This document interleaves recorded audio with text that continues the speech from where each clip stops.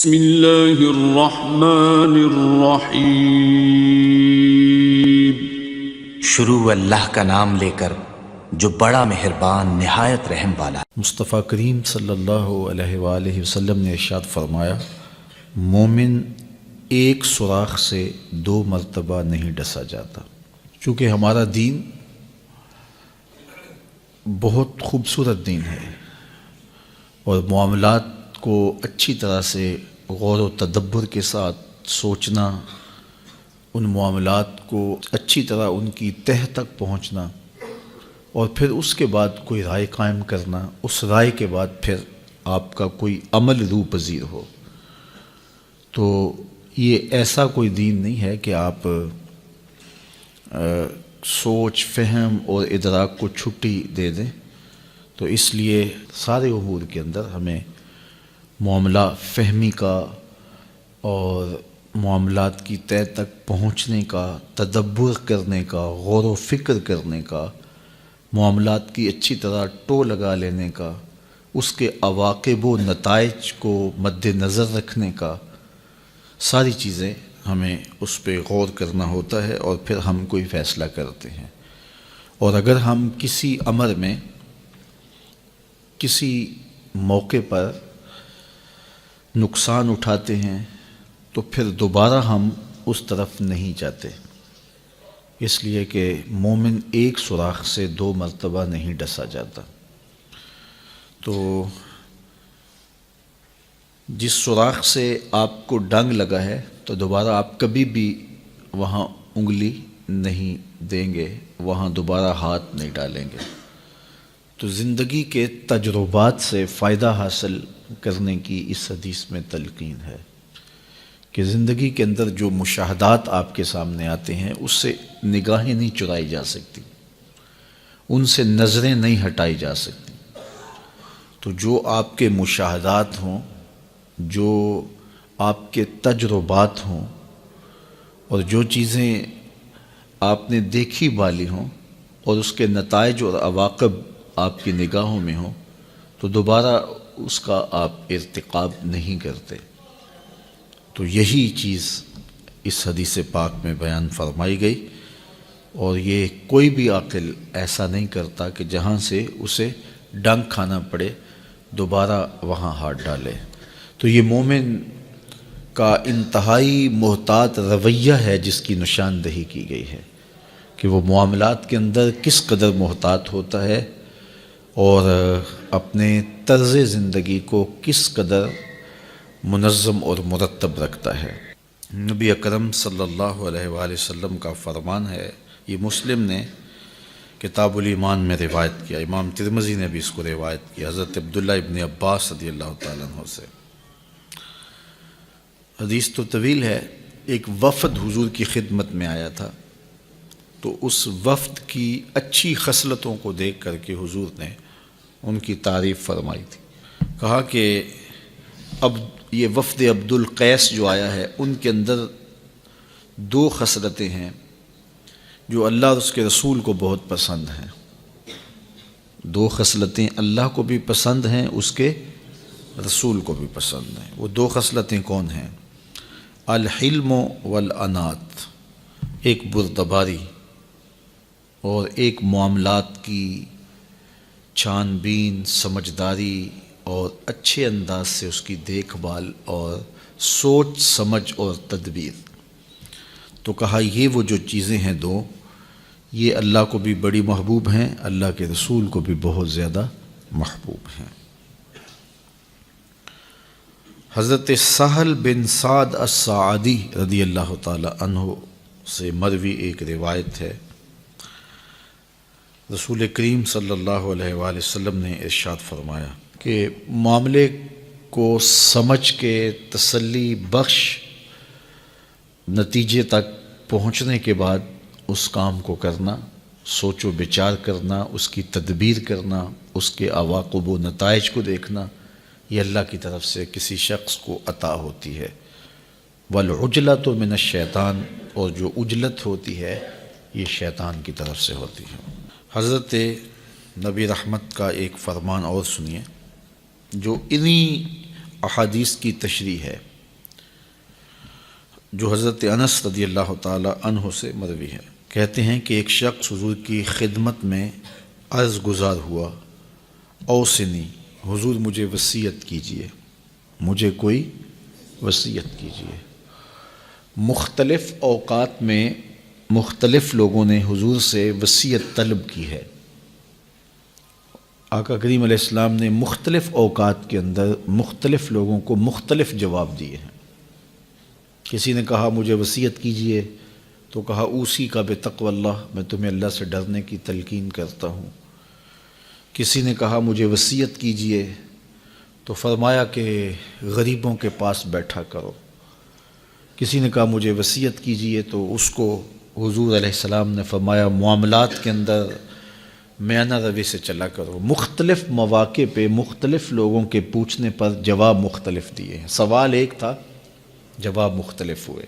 سب کا سوال یہ تھا اوصنی، مجھے وصیت کیجئے۔ ہر ایک کو الگ الگ وصیت حضور نے فرمائی ہے۔ اس کی کیا وجہ؟ حکیم حاذق سے جب کوئی علاج پوچھتا ہے تو ہر ایک کو ایک ہی گولی نہیں دیتا، اسے پوچھنے والے کی نبض کا پتہ ہوتا ہے، اس کے چہرے سے پہچان لیتا ہے اس کا مرض کیا ہے، اس کو دارو کون سا دینا ہے۔ تو جس نے بھی وصیت حضور سے پوچھی، نگاہ رسالت مآب نے جان لیا کہ اس کا علاج کس میں ہے، تو وہی علاج تجویز فرمایا۔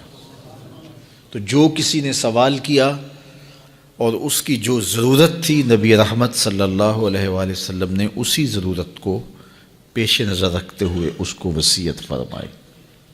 مجھے کوئی وصیت کے بارے پوچھتا ہے تو میں سوچ میں پڑ جاتا ہوں کہ اس کو کیا کہوں، تو لیکن اللہ کے محبوب سے کوئی پوچھتا تو حضور کے سامنے لوگ بالکل واضح تھے، شفاف آئینوں کی طرح حضور کے سامنے ہر ایک کا عکس تھا کہ اس کو کیا چاہیے، اس کو مرض کیا ہے، اس کا علاج کیا ہے، اس کو شفا کس دارو سے ہوگی۔ تو پھر آقا کریم ایسے ہی اس کو جواب ارشاد کرتے۔ اللہ اکبر۔ تو اس نے عرض کی یا رسول اللہ صلی اللہ علیہ وسلم مجھے وصیت کیجئے، تو حضور نے ارشاد فرمایا خذ الامر بالتدبیر، معاملے کو غور و فکر کے ساتھ دیکھو، معاملات کی تدبیر کرو، معاملات کی منصوبہ بندی کرو۔ جب کوئی بھی کام کرنا چاہو تو اس کی منصوبہ بندی کرو، پوری طرح سے اس کے عواقب و نتائج دیکھو اور اس کی اچھی تدبیر کرو، اور اگر تم سمجھو کہ اس کا نتیجہ اچھا نہیں ہے اور یہ کام، یہ مشق نتیجہ خیز نہیں ہوگی، تو پھر فرمایا اس کام کے کرنے سے رک جاؤ۔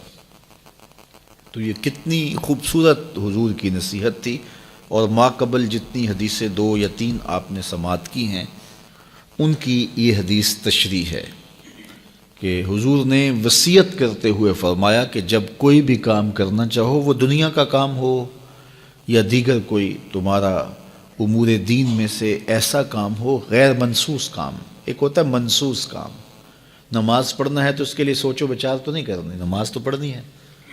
روزے کے لیے سحری کے وقت بندہ سوچنے لگ جائے کہ میں روزہ رکھوں کہ نہ رکھوں، ان امور پر تو سوچ و بچار نہیں کرنی ہے۔ سوچ و بچار ان امور پہ کرنی ہے کہ جن کی منصوبہ بندی آپ نے کرنی ہے، اور جن چیزوں کا ایسی چیزوں سے تعلق نہیں ہے، تو وہ کوئی آپ کام کرنے جا رہے ہیں تو اس کی پھر آپ نے منصوبہ بندی کرنی ہے۔ تو اسی طرح دنیاوی امور کے اندر بھی کچھ کام ہیں تو وہ تو آپ روزمرہ کی روٹین کے مطابق کرتے ہیں، اس میں تو ظاہر ہے بھوک لگی ہے تو کھانا کھا لینا ہے، بات ختم۔ لیکن اور بہت سارے دنیاوی امور ہیں، بچوں کے رشتے کرنے ہیں، آپ جو ہے وہ گھر بنانا چاہتے ہیں تو آپ کہاں بنائیں، وہ منصوبہ بندی کریں گے کہ ہمسائے کیسے ہوں، کس سوسائٹی میں اپنا گھر بناؤں کہ میرے بچوں کا دین بچ سکے، میری نسلیں محفوظ رہ سکیں۔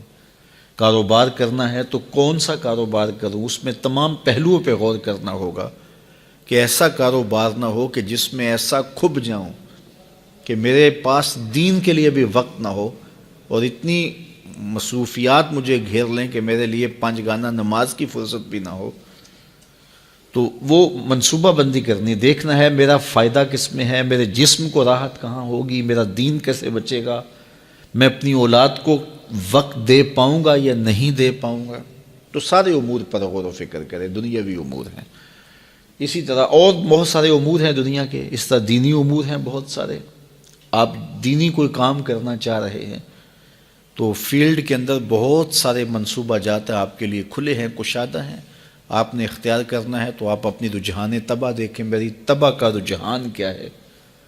رجحان طبع کے مطابق آپ کام کریں گے تو آپ کے لیے کام کرنا آسان ہوگا.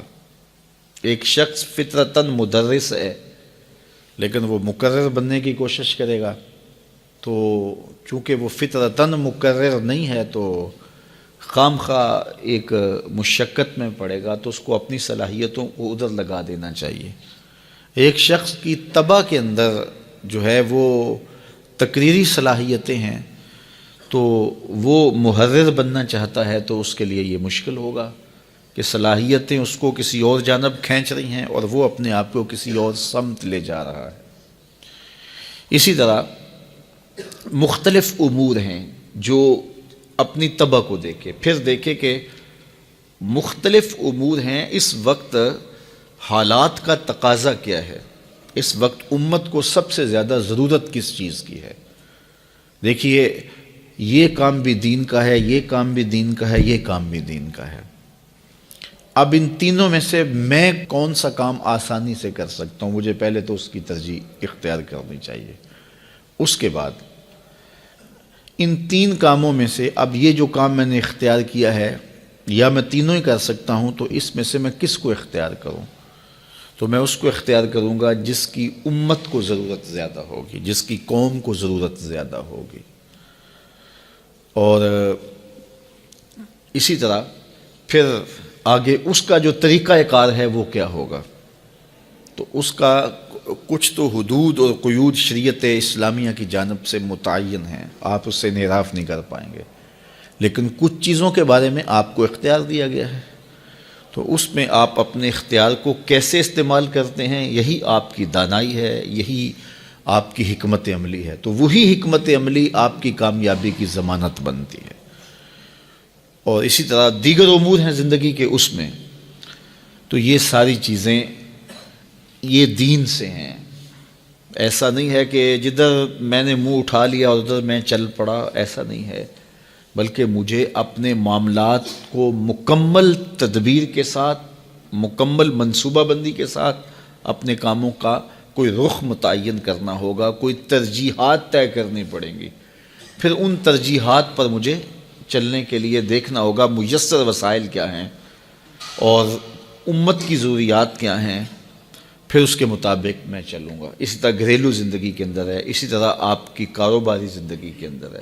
بہت سارے لوگ ایسے ہوتے ہیں کہ ان کے پاس راس المال بہت تھوڑا ہوتا ہے، اتنا بڑا کاروبار شروع کر لیتے ہیں کہ پھر قرض اٹھانا شروع کر دیتے ہیں اور قرض میں جکڑے جاتے ہیں. تو وہ کہتے ہیں جی میں نے تو جو کاروبار کیا ہے مجھے راس ہی نہیں آیا. میاں تم نے پہلے سوچا سمجھا ہی نہیں ہے. پہلے تم نے دیکھا ہوتا کہ میری چادر کتنی بڑی ہے اور میں نے پاؤں کتنے پھیلانے ہیں. تو نے چادر سے زیادہ پاؤں پھیلا لیے، اس لیے تو پریشان ہوا. تو تجھے چاہیے تھا کہ اس چادر کے مطابق پاؤں پھیلاتا. تو جو میسر وسائل ہیں اس کے پاس، تو ان وسائل کے مطابق جو میسر صلاحیتیں ہیں ان صلاحیتوں کے مطابق. تو یہ حکمت دین ہے، اور اللہ کے محبوب علیہ السلام نے ہمیں جو دین دیا ہے تو اس دین میں ہم یہ سب کچھ سیکھنے کو ملتا ہے. عبادات کے مجموعے کا نام ہی دین نہیں ہے کہ سجدہ ایسے کرنا ہے، رکوع ایسے کرنا ہے، قیام ایسے کرنا ہے، بس یہی دین نہیں ہے. باقی ادیان میں تھا کہ کچھ امور تھے، لیکن اسلام مکمل ضابطہ حیات ہے. ماں کی گود سے لے کر، پیدا ہونے سے لے کر لحد میں اترنے تک کوئی ایک لمحہ بھی ایسا نہیں ہے جس لمحے میں اسلام ہمیں رہنمائی نہیں دیتا ہے. ایک ایک لمحے میں ہمیں رہنمائی دیتا ہے. تو آقا کریم علیہ السلام سے جب اس نے پوچھا تو ظاہر ہے حضور نے اس کے حال کے مطابق اس کو جواب دیا. دیکھیے حضرت ابوبکر صدیق رضی اللہ تعالیٰ عنہ سارا مال لے آئے نا حضور کی خدمت میں، پیش کر دیا تو حضور نے ان سے وصول کر لیا. پوچھا ما ابقیت لأہلک یا ابا بکر، ابو بکر گھر والوں کے لیے کیا چھوڑا ہے؟ تو انہوں نے کہا ابقیت لہم اللہ ورسولہ، میں نے گھر والوں کے لیے اللہ اس کے رسول کی محبت چھوڑی ہے، محبت دے کے آیا ہوں، میرے لیے اللہ اس کا رسول ہی کافی ہے۔ تو حضور نے ان کا مال وصول کر لیا۔